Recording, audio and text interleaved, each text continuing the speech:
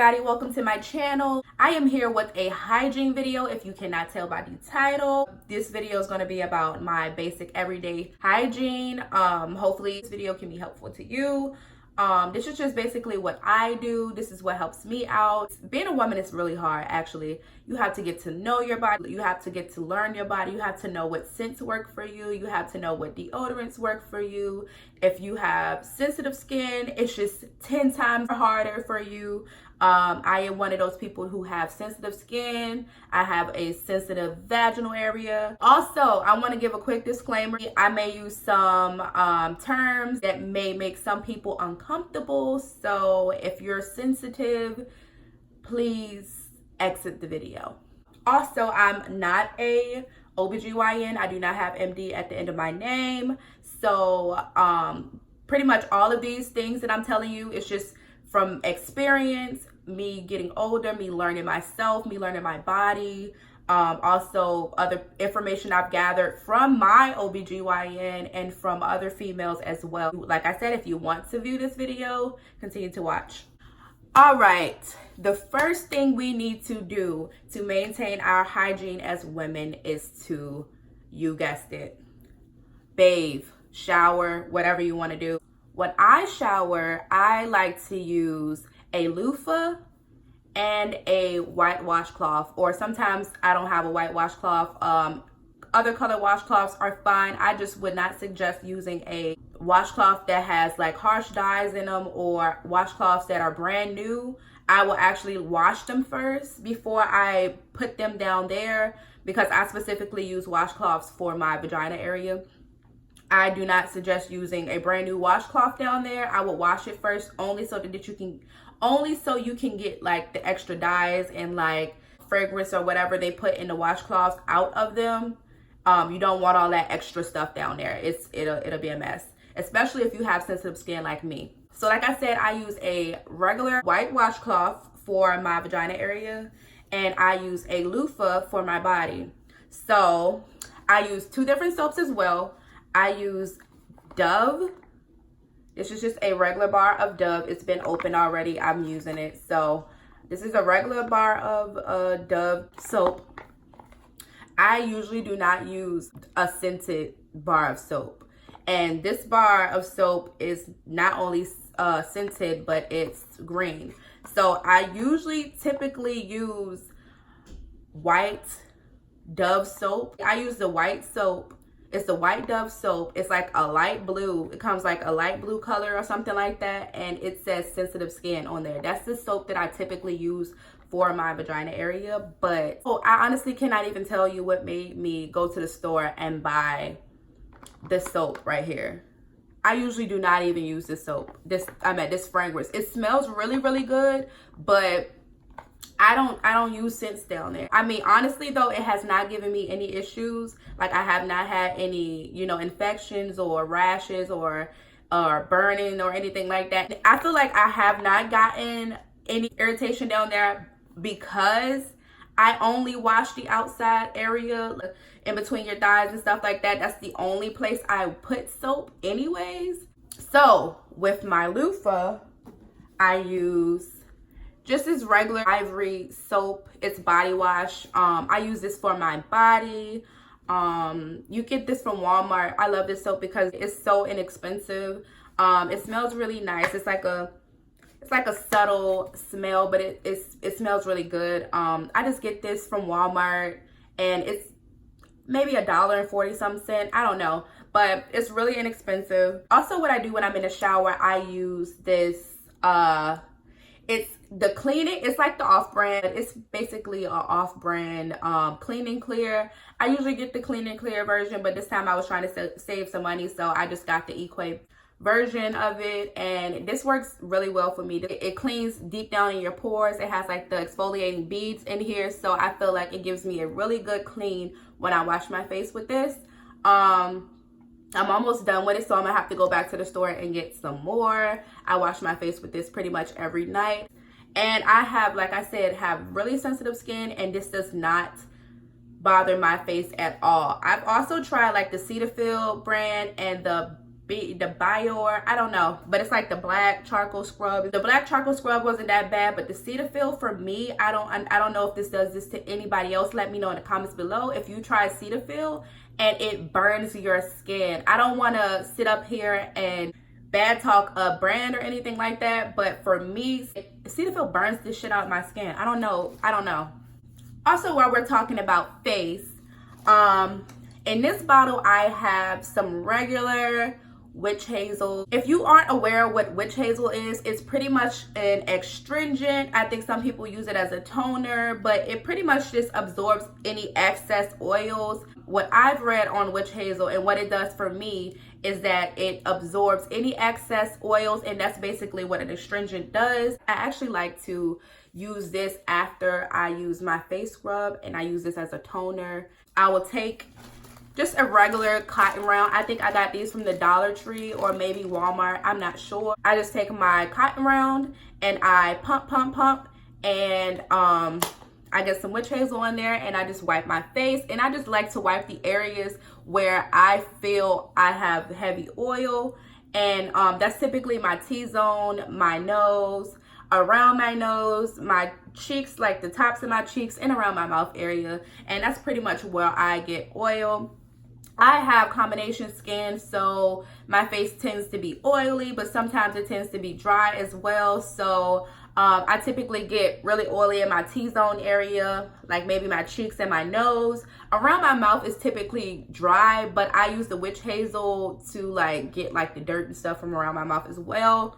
I also use the witch hazel for behind my ears to clean like the dirt from behind my ears and my neck area and things like that.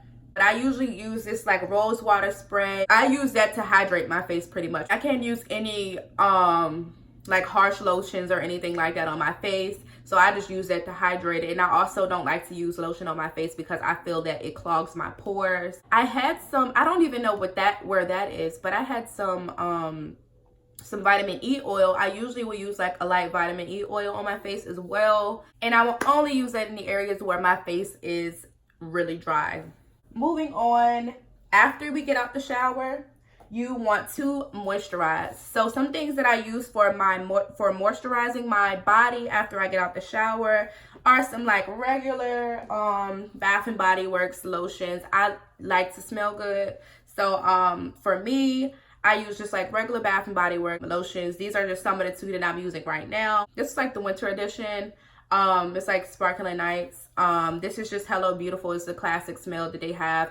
I have their whole summer collection. I wasn't a really big fan of it, to be honest. The Bahama something is my favorite. I don't have that with me now because like I said, I'm moving and I packed away a lot of my things, so that may or may not be in storage. So I just use regular, like I said, Bath and Body Works scents. Also, I use this. This is the Nature Well Extra Virgin Coconut Oil Moisturizing Cream. I use this as well. This is really oily, you guys, so I don't suggest going out in the heat with this unless you just like to be oily in the sun and stuff like that, but I don't. So I just use this for my feet and my knees, my legs. If I have on some shorts and I want my legs to be glistening or whatever, I will put this on, and it's super moisturizing. But yes, I use this for my feet, my elbows, my legs, and that's pretty much it. For scent, I use just regular Bath and Body Works body mist. I'm just using this winter scent that they had. I'm still using it, you guys. I'm not a really big body mist person, especially when I have scented lotions and stuff like that. I feel like I already smell pretty good, so I don't really use too much body mist. But if I want to smell extra good, you know, if I'm going somewhere and I want people to smell me, I'll, you know, layer the body mist on top of the lotion, and it'll typically last me all day. Moving on to deodorants. So this is one of my big things. I always had an issue, like I said, with sweating and in my armpits, in my crotch area and things like that. So I feel like for me, deodorant is the most important item in my hygiene routine. As you can see here, I have an array of different deodorants that I've tried in the past or that I'm currently trying now. I feel like scented deodorants do not mix well with my body scent.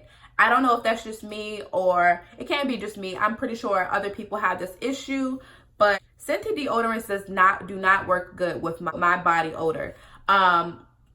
I feel like people who have like extreme like armpit sweating and stuff like that, scented things, for me, it just doesn't work out. Like Hawaiian Blast and Cherry Blossom and stuff like that, it does not work good with my body scent. So I like to stick with basic like Shower Fresh and powder, or anything that has like light scent. I honestly prefer things that are unscented for me, especially because I like this right here, this Secret. This is just regular Secret pH Balance unscented. I feel like this right here works really good for my skin as well. But I've noticed that if I stick to one deodorant for a long while, it will start to not help with my body odor. So I have to switch my deodorants, at least switch back and forth between a couple of deodorants, and that just seems to help with me. I actually like Degree. I've been using Degree Men, and Degree Men really helps with me, but I'm pretty sure it's not good for me. But I swear by these two deodorants right here. This is the Secret pH Balance unscented, and this is the Clinical Strength, and this is just the Equate version. This Secret, I think it's I think it may be Secret as well, but it's Secret Clinical Strength. This is the off-brand version from it, and this is just the a fresh scent. And the scent of this deodorant is very light. But the Clinical Strength deodorant is one of my favorite deodorants, and also the Secret unscented is one of my favorites as well. So if you have sweating issues or armpit sweating issues or anything like that, I suggest that you get you some Clinical Strength. It's pretty pricey. I feel like the Equate version is almost $5. It may be like $4 and some change.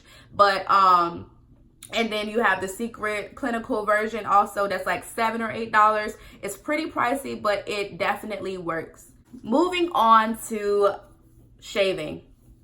I'm a strong believer of shaving. I know there's a lot of people out here who do not shave, and that is not an issue. I feel like if you're going to keep hair down there or on your under your armpits or down there in your vagina area, just make sure that you're clean and make sure that you're getting the dirt and stuff from down there. And I am a person who does shave. I don't like it to be grown out. I mean, sometimes they may keep it a little peach fuzz down there, whatever. But for the most part, I like to be bald. So one thing I have found out and one thing I have learned, I went and got my first Brazilian wax maybe a couple months back. I'm not going to get it again. I'm not going back. That mess was like the worst experience in my life. It hurt. My friend was sitting up there telling me like, oh girl, let's go get our Brazilian wax together. I'm just like, okay, cool. That sounds fun. I have never gotten a Brazilian wax before. And then so she went before me and I'm just like, how was it? And she's like, oh, it's not bad at all. It doesn't hurt. She said the most sensitive part of it is when they're waxing down by your lips. And I'm just sitting up there like, okay. And she's like, but other than that, you don't feel it. It's like, I mean, you feel it, but it's not going to hurt. And I'm just like, okay, well, I guess. So I get in there and I'm prepared, you know, and they start off at the top of my vagina area. And the lady goes and rips it. I almost flew off that table. I was like, oh, no, ma'am. No, ma'am. No, ma'am. I'm not even gonna lie, the lady who did it was a very sweet lady. She was really nice. Me, personally, I'd rather just shave. Whatever, it is what it is.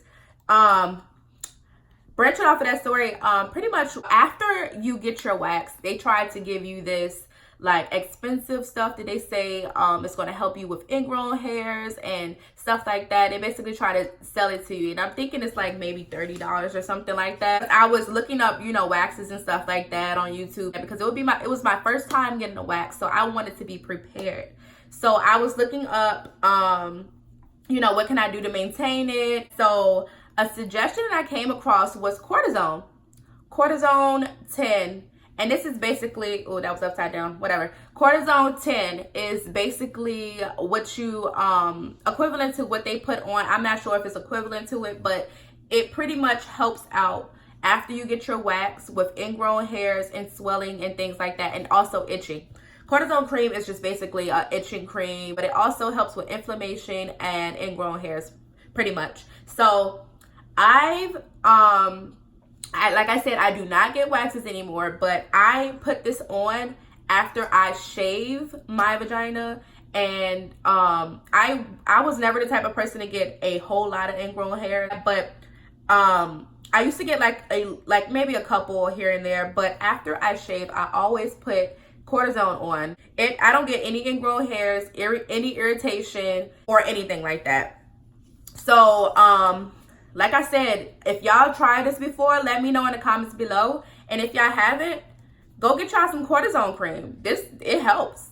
All right, so that was pretty much all the products that I use. Like I said, I'm basically making this video to help other girls, especially like with the armpit thing. And oh, this is something I forgot.